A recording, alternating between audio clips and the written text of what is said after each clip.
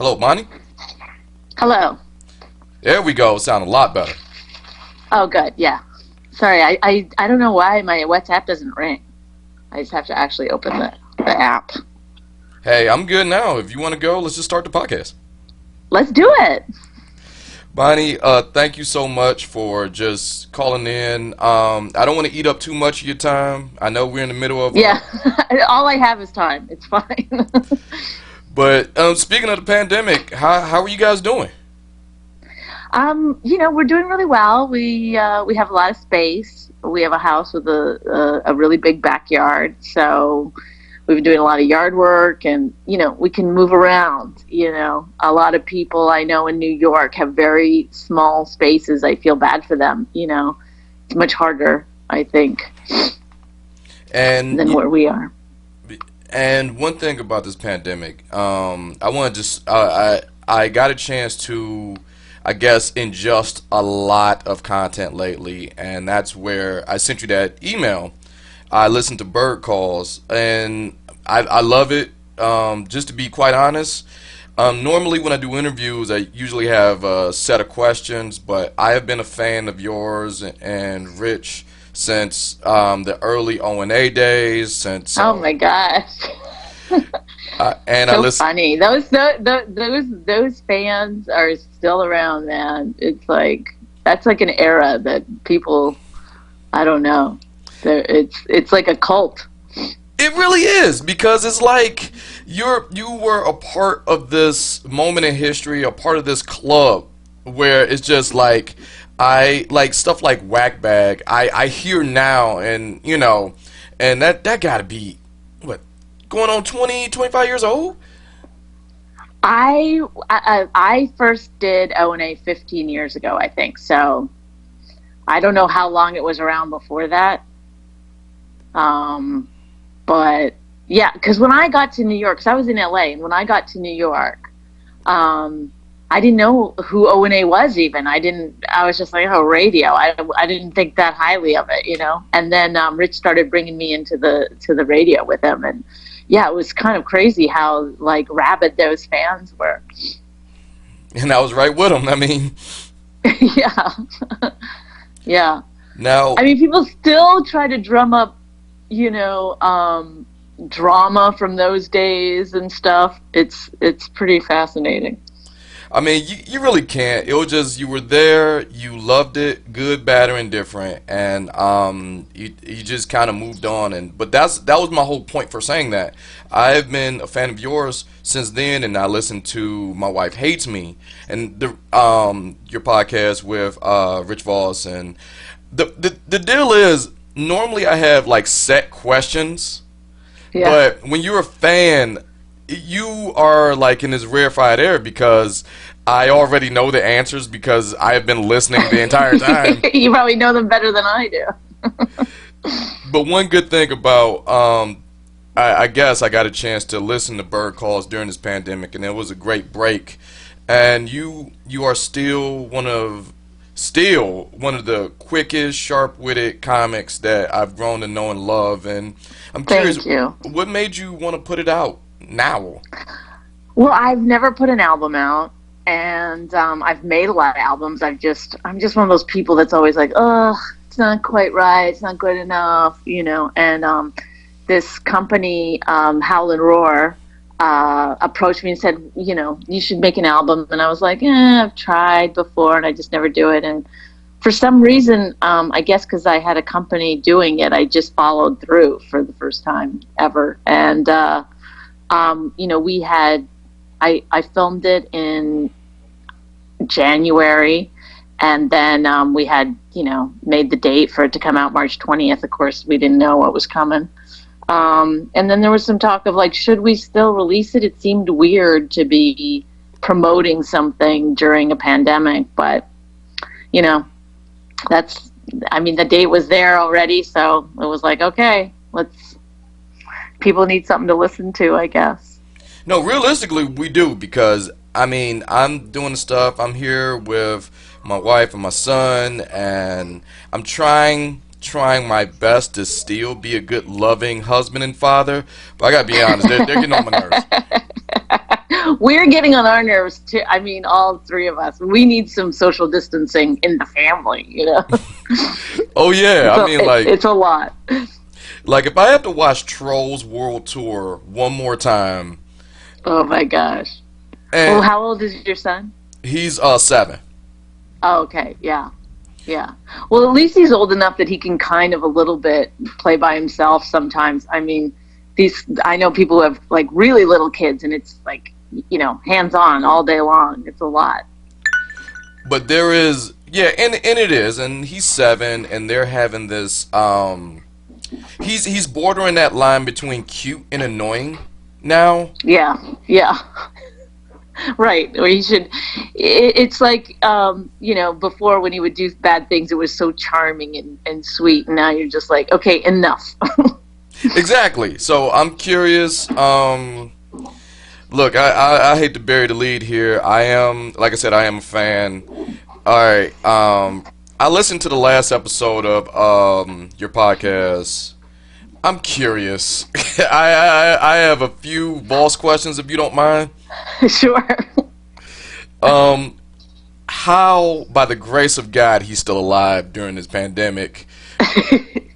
He's I don't know, I heard him on the roof the other day and I was like, this is it, and here we go. But he managed to come down safely. He's doing all right. He's actually, I think he's right here. Should you talk to him? I'm gonna put you on speaker. Who are you talking to? I'm talking to Sam. Sam who? Al? No, he's got a podcast called Talking to Sam. Hey, Sam. Hey, Rich, how you doing? Good, I guess. What's going on? Where's your podcast out of? We're out of Detroit. Oh, the Motor City. We were in Detroit. That was one of our last tour dates. Was in Detroit. Yeah, the Creeps with Kids tour. Yeah, I got a chance to see you guys. You guys rocked it. And I guess I could tell you right now, man, I had a great time. And man, I'm glad we were able to see you guys live before everything just went crazy. Yeah, that was a lot of fun. We had a good time. I kind of remember the venue because we did so many. Yeah, I remember. And we had a meet and greet, so that was before everything went down. Because if it went down, we wouldn't. We did one show without a meet and greet, and then that was the last one we ever did. But I'm a big fan of Detroit, and hopefully after this is all said and done, Mark Ridley's club will close. So Oh, come on. I'm only kidding. I worked there years ago, so it was a good club. Anyhow, were you guys broadcasting from home? Yeah, we're doing the whole thing from home because, pandemic. Yeah. Well, listen, good luck in this. I added nothing to your show, so I'm sorry. No, But that's cool, man. I'm a fan, so she just wanted just to say, hey, we were talking about Bonnie with the new Bird Calls album, and I'm glad you were around, and I could just say hey to you. All right. Also, too, our roast, Voss Roast, is free on YouTube. Go to YouTube and watch Voss. You'll see a great roast. I'm going to open a package and go wash my hands. Do your thing, man. Thanks. Thanks. There, the very exciting Rich Voss. What am I supposed to say? But I'm glad you guys are doing okay. I listened to the last episode, and quite honestly, I listened to the track off Bird Calls where it's like nuts in bed, and I was just like, you know what? I can see that. That's so true. That's not made up. That's real. No, that's completely real. I was doing a little IG stalking too. Right now, you're like, I read the book. It's crazy because, like I said, I am a fan. But like when I read your book and how you grew up with humble beginnings, and now it looks like you're using this pandemic to kind of like, I know it's it's so funny. It's like, what is this like? Just all made for me to like get back to my roots, Like, but That's you're crazy. crushing it. That's the thing. Like, you're making masks. If this IG picture is correct, you got a mask Yes. business. Well, no, I mean, I'm not a really good sewer, but yes, we've been making masks. I made masks for Rich's other kids, they're adults, and for everyone in my family, and I have a couple extra masks, but they're not great. They're, I guess, they're better than a scarf around your face. I'll say that. But Hey, I'm gonna, it yeah, works. sorry. Yeah, I mean, I hope they work. I don't know. So far, so good. Also, before I let you go, I just wanted to. I have a few questions. Obviously, I want to talk about your other works, like "Women Aren't Funny." I watched that documentary when it came out, and I got a chance to kind of peek through it again since you're going to be calling in. Hmm.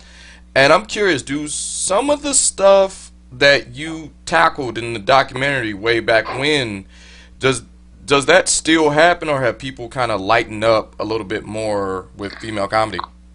I feel like it's kind of gotten weirder, even. I maybe it's just because it's all come to light, or people are talking about it more.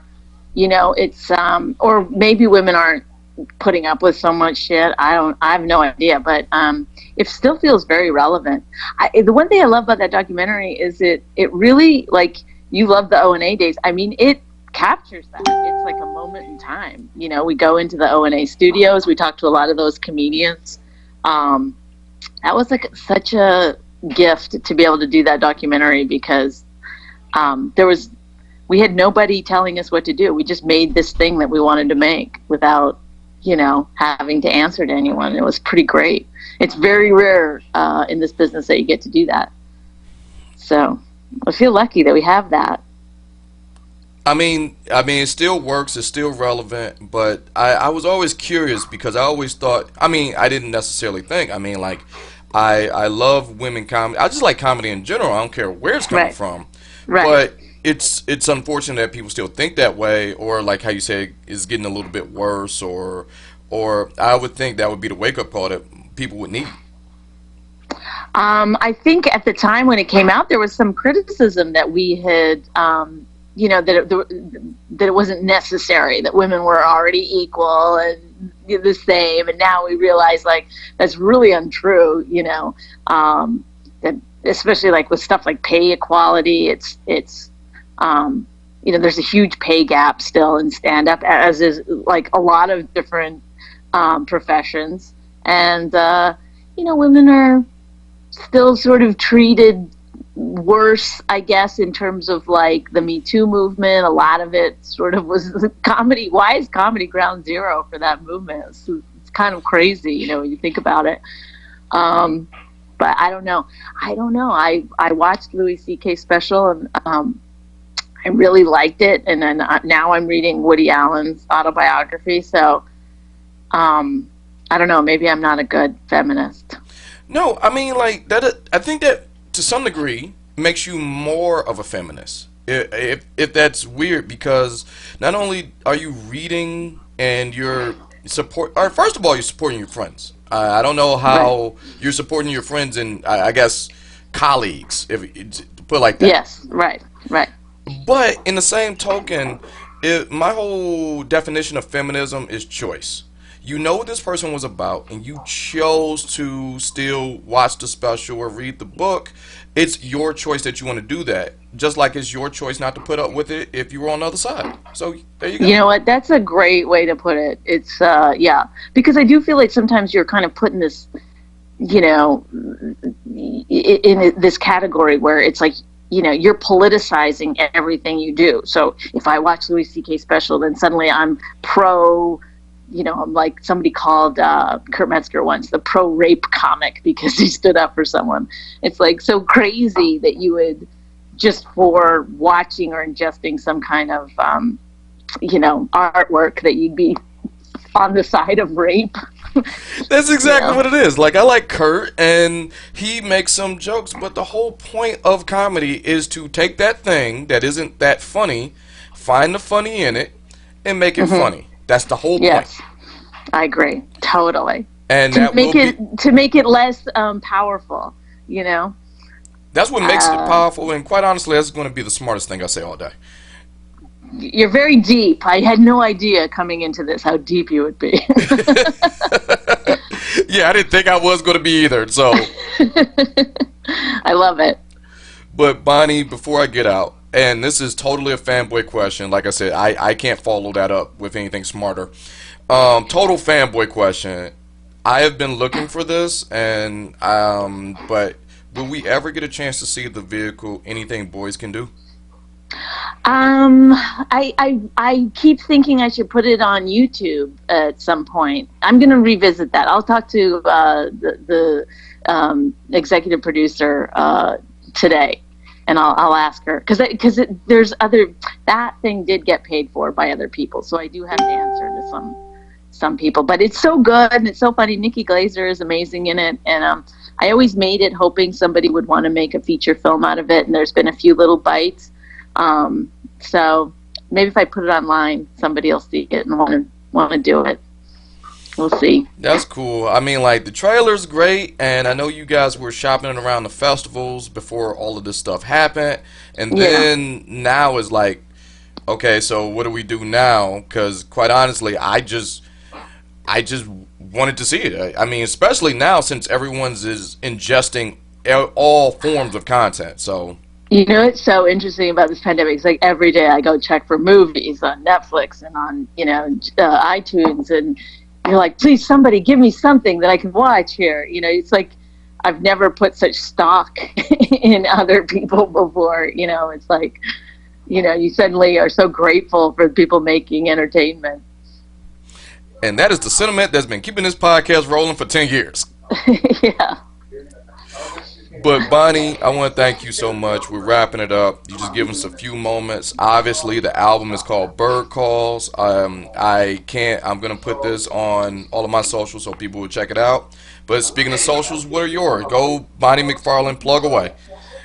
I'm at Bonnie McFarlane on Twitter and at Bonnie McFarlane on Instagram. So I hope people come and, start following me. I got a lot of stuff, a lot of content. And we need it now. So Bonnie, thank you so much. And I wish you, and to a much lower extent, boss, the best that you guys can do. I hope we make it through this thing, throughout this pandemic. We ride this out and you come back greater, more powerful, stronger. Much success to you. Oh, awesome. Thank you so much. I appreciate it, Sam. I'll talk to you soon. Talk to you later. Thanks, Bonnie.